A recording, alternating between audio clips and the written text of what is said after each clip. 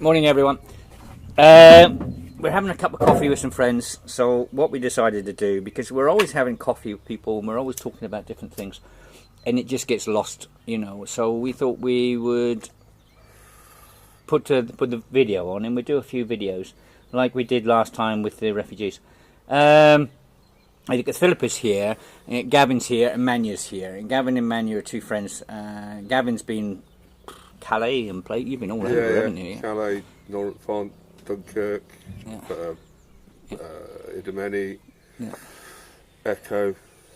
Yeah, all over. All over. And Manya, you've been running a warehouse in Thessaloniki, and you work for Robbie.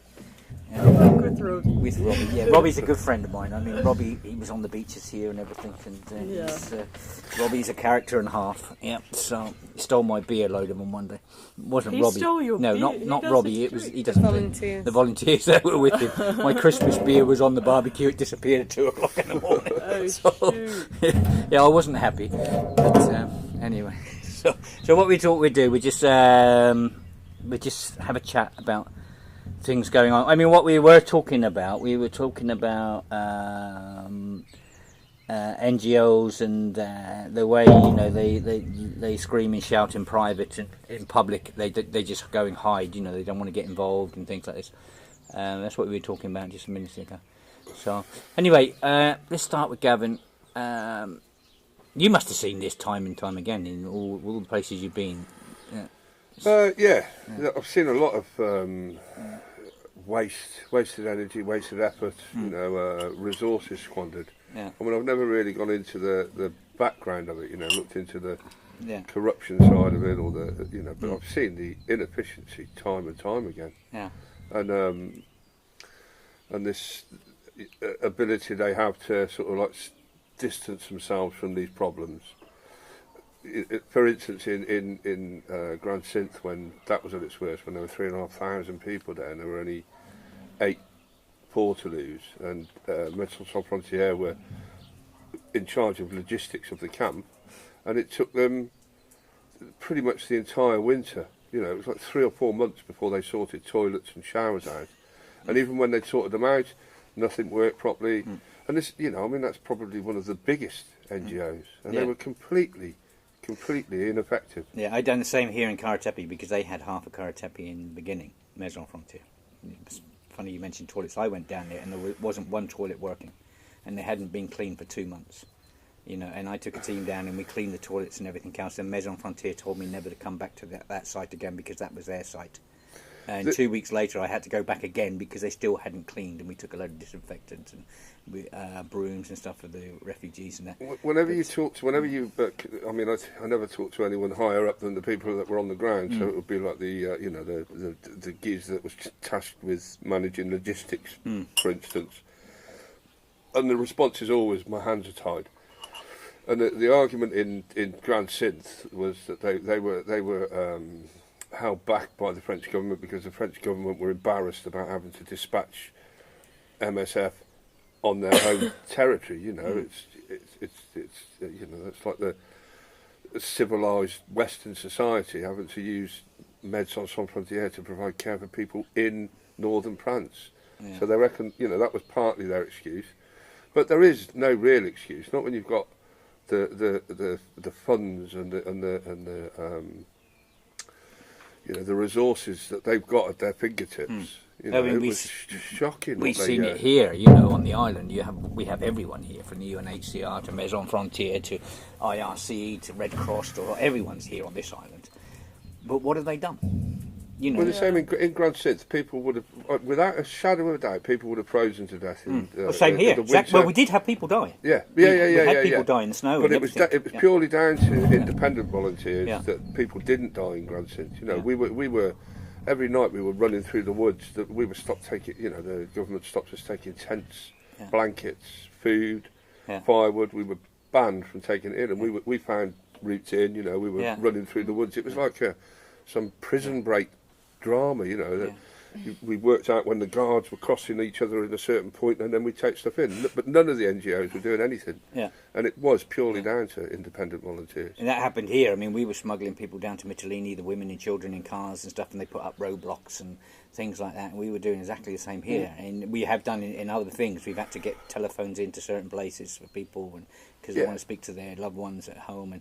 But this, you know, where you have these authorities like the French and, well, all over Europe, the governments making it criminal. You're a criminal if you're an independent volunteer now. If you're trying to feed people, if you're trying to help people. This is just unbelievable. And this has all happened in 2 years. You know, it's just, 40 people were arrested in the squat, an old squat, yesterday. in Mytilene a few days ago. 2 days ago, yeah. 12 volunteers, all fingerprinted, made criminals for... What were they actually charged with? They weren't actually charged, so it's kind of funny. They, for the law and for what the information we had, they didn't have enough space in the prison. It was 40 people. It was a Friday afternoon, And it's a holiday weekend as well, so So they probably wanted to clock off early, and they just released everyone apparently without charges. But if they arrested again, then it will be a different... For what, though? If they're arrested again for something else? Or? There was a post about it from No Borders. Occupying land, vandalism, that sort of stuff. So there was actually, yeah. They're trying to find official Official, law. Yeah, they're trying Loopholes. to get everyone out of living in the squats, which were relatively safe for people that were targeted by police. It's not... Raids are happening all the time now. It puzzles me why they're doing that as well, because the police... I kind of have issue with the squat because it is kind of so well known. Yeah. And the police know exactly that all the illegal people are actually in the squat. Yeah. So when they're looking to do a roundup, they just turn up at the squat. It's kind of like making the police's jobs easier. Yeah. In a strange But the point way. is, when they empty these squats, like it happened in Athens, when the Red Cross emptied 2 of their buildings, they got the police to empty. That was so disgusting because it was to bring in other refugees, right? Yeah, They they've wanted emptied the the building refugees for to us. bring in Bring refugees. They got the some police more. involved, and they threw away all their stuff, their papers, and everything else. And you know, this is the Red Cross. I mean, when they do that, where do they expect these people to go? Because when they're in these squats, they're being fed, they're being looked after by independent volunteers and stuff, Yeah. and you know, and even then we have private doctors going in and checking their health and everything else. So what they're basically doing is these are vulnerable people that are being looked after by humanitarians. So what they're doing is throwing them out of the squats onto the streets where they got nothing. But they can't be looked after. Big thing in Greece at the moment for arresting everyone that's not officially registered. Everyone without papers is slowly, like, even in Thessaloniki and the abandoned squats, a lot of people are without papers, and we never had arrests. I've been there since August, working, like, for the first few months, working there every day. But again, what charges do you bring? This is volunteers. Volunteers, volunteers They're haven't been arresting- arrested in 30. Under Greek law, they have issues obviously with assisting in unfacilitating illegal entrance into Greece. Yeah. But there is also in the Constitution a clause that says you are obliged to help those in need. Yeah. So where does it work? And also these guys, because they are registered and reported and arrested and everything with the police, they have papers. They are no longer criminals because their asylum is being assessed. So how can they legally target volunteers for assisting when it's constitutionally an obligation to assist those that are in need? Yeah. Do you think that there are different laws that apply to Lesbos? There are, actually. Greece? No, there is, because Whereas- Lesbos is a province. There is. We're a semi-autonomous Yes, area. so there are different laws, and there are things done here. You know, there was something about people not getting a tax number if you're a refugee here, which this is one I'm going to have to look into, because if they expect they're registering refugees, and the refugees are free to go out, and they can't get a tax number, so they can't work.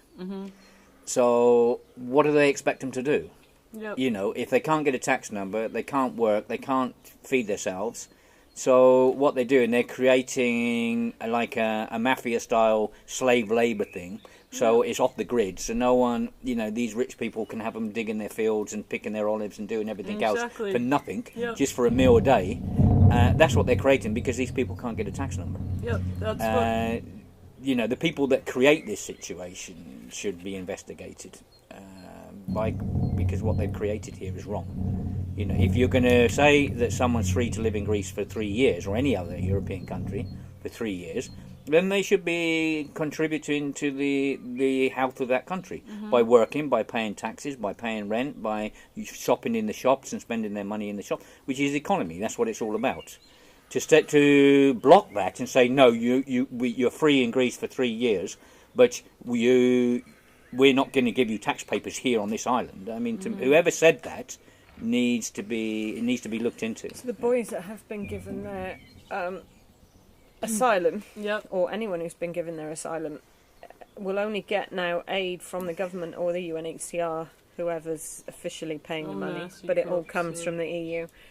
Will only get it for 6 months. 6 months, which is a whole €90 a month. Great. And after 6 months, they don't get that. So what are they How supposed do you to expect do? them to The live? scary thing is that all the big NGOs are cutting NFIs because of the cash program, so their budget for NFIs is diminishing basically to zero. But is it true that people still don't need stuff? I mean, I get the benefits of cash programs, but is €90 a month enough for the people on Of course Lesbos? it's not. And also, Look at the UNHCR. They employ people, and I've been told some of the people they employ get $4,000 a month. Wow. So there's a European person working for them International get stuff. $4,000 a month, and a refugee has got to live on €90 a month. There's something. Okay, the cash flow system.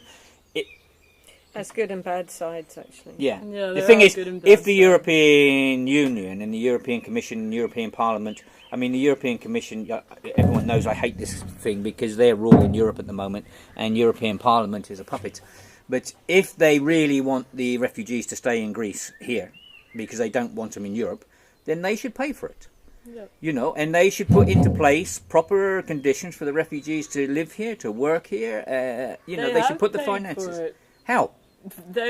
How much money is flooded? There's been no humanitarian crisis that has had this much of an influx of funding. Yeah, where's it gone? That's the problem. I mean, the European Commission said they gave 14,000 to 15,000 euros per refugee. Yeah. I've been here for nearly a year. I have not spent close to that amount. Yeah. If I had that as a refugee, Yeah. I'd be. I would like living that to live on a myself in Greek Greece. Island and 14 grand. give me in Greece 14,000 would a be- year, I'd be quite happy. yeah. Little house on the beach, no worries. Yeah. You don't sit in the sun, everything will be fine. Another interesting thing about Lesbos, is it true that people don't want to house, like there is a problem right now with tourism and hotels going bankrupt. It's in a way cheaper and better for the economy if the UNHCR pays for everyone to be in a hotel. You're keeping Yes, it going. definitely, There's- 100%, Everyone yeah. gets the 3 months. Like it's not even. It's off season paid for accommodation. It's good. The problem is the Hoteliers Association on Lesbos. This is the problem. We've had many problems. They don't want any refugees in any hotels. Yeah. They don't want refugees on the island. They don't want this. These, we get this constantly here. You have this group of people that don't want. But this is a crisis here on this island. But it's impacting It's themselves just- negatively. Yes. As Yeah, they still opposed haven't worked to- that They out. haven't worked that one out that yet. Little thing, it's just So they're like a destroying scrap. themselves because the press pick up on what they're saying. They don't want this. They don't want that. They're causing abuses and everything else. Like us, we get hit quite a lot by these people. And now the mayor of this town and a group of people want me off the island. They want certain tourists that are helping refugees off the island and things like this. Yeah. Because they don't want anyone to help refugees. They want to kill one person, want to kill 200 people off of Molivos to stop them coming here, and they don't see how negative that is. I mean, we were completely targeted by the authorities of this island when we came here. They did not want us here. No. Everything we did, No. were, all our vehicles have been impounded. No. Like, that is not someone that's supporting organisations helping here. But this is to meant to be the improve island of solidarity, but it's going the other way now because these things are coming up. I mean, these places like Mytilene are still fantastic. The people down there are doing a good job. But we have like local towns around close here. You know, they don't want NGOs, they don't want refugees and everything. And they blame everything onto the NGOs from being here, because they said if the NGOs never gave them water and bread, this would never happen. They don't realise this is a world crisis and the people are being bombed and everything else, but they blame the people, the humanitarians here, for helping. The big thing I have with this, you know, because of these, and this is by a very few people, you know, there's a lot of good people up here, but these people, they rule and they run, but they don't realise the damage they're doing personally, because the press and that are picking up on all their negativity and what they're doing, and they won't have people in hotels, they won't look after vulnerable people, they don't want NGOs, they don't want all this, but they don't do anything positive for themselves. You know, they blame everything on everyone else. Yeah, and which I've lived here for many years, and basically it's happened here for many years before this crisis. You know, you have this negativity where they blame everything because they don't have tourists. If you went back 5 years ago, believe me, there was hardly any tourists coming then because of the economic situation and everything else. It's going downhill, downhill, downhill, and it's one thing after another thing. But for these few people, they personally, they're racists, you know. And they have to blame everyone around them for this crisis. So you have foreigners coming in, so let's blame the foreigners. It's all their fault. We're not going to try and deal with this situation. Let's blame all the foreigners. It's their problem. It's interesting also to talk to the tourists, which they haven't done. Because this place relies on regular tourists. I mean, to be fair, it's expensive to get here. Yeah, it's not got the wonderful sort of amenities. You can't travel around unless you rent a car because there's no buses. Yeah. So the place has been, in a way, it's wonderful. It's been held back because it's still like traditional Greece, but in another way, it doesn't give people what's on offer. So the tourists were quite a specific niche group that basically came back year after year because they love the people, they love the island, and it's their quiet retreat for 2 weeks. Thing is, a lot of those people cared a great deal about the refugees. We were talking to two of them yesterday who came to help us in July 2015. They were here on a week's holiday. Yeah. They spent every day of that, 10 days it was, every day of that with us on the beaches because we had no volunteers. Yeah. They didn't come back last year. And this year they've come back only because they have some ghosts to lay to rest and they need to see it again. Yeah. But they've come back and they've stayed in Plamari because they won't stay in Molivos because of the way they were treated while they were here. They were threatened. The car rental people told them that it was illegal to put refugees in their vehicle and stuff like that. So yeah, they were intimidated, and they've intimidated all these tourists, basically, and they won't come back.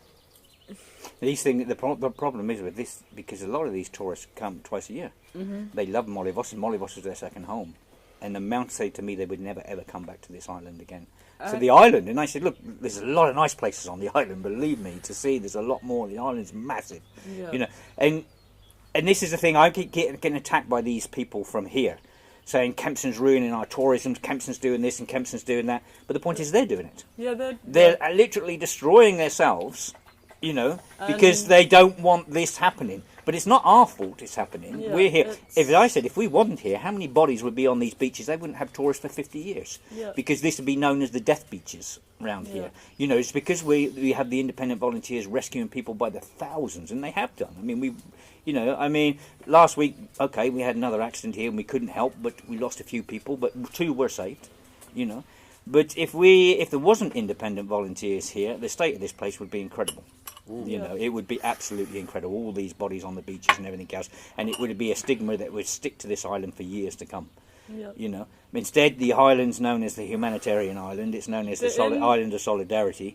In 10 years, do they think that volunteers that came and helped here would not come back? 1 year the volunteers are coming back. They're coming back. I know people in Thessaloniki that worked on Lesbos and just feel a need to go back and not for volunteer work, just to. But these individuals that are shouting and kicking up stink and making the damage for the island and everything else. I don't see these individuals saying, "Oh, come to Lesbos, it's a beautiful place," and things like this. I mean, we even put up a post, Lesbos, welcome Lesbos welcomes us. Eleni done something for Lesbos to bring people in and everything. And we're saying all the time, it's an amazing place. I put videos on it all the time. The only people I'm attacking are these certain individuals that are constantly attacking us, and isolated groups that are constantly attacking us, saying we're ruining tourism and everything else, when they're threatening tourists to not help refugees. They're threatening tourists because they don't want them in the town if they're helping refugees. They don't want NGOs, they don't want refugees, but they're telling it's me that's ruining their tourism.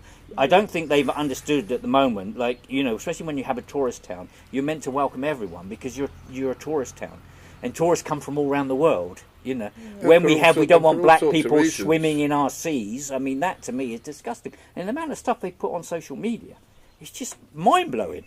And it's me that's ruining their tourism. It's just, one day the people of the town will wake up and see, as the town deteriorates, they will see where the problem really lies.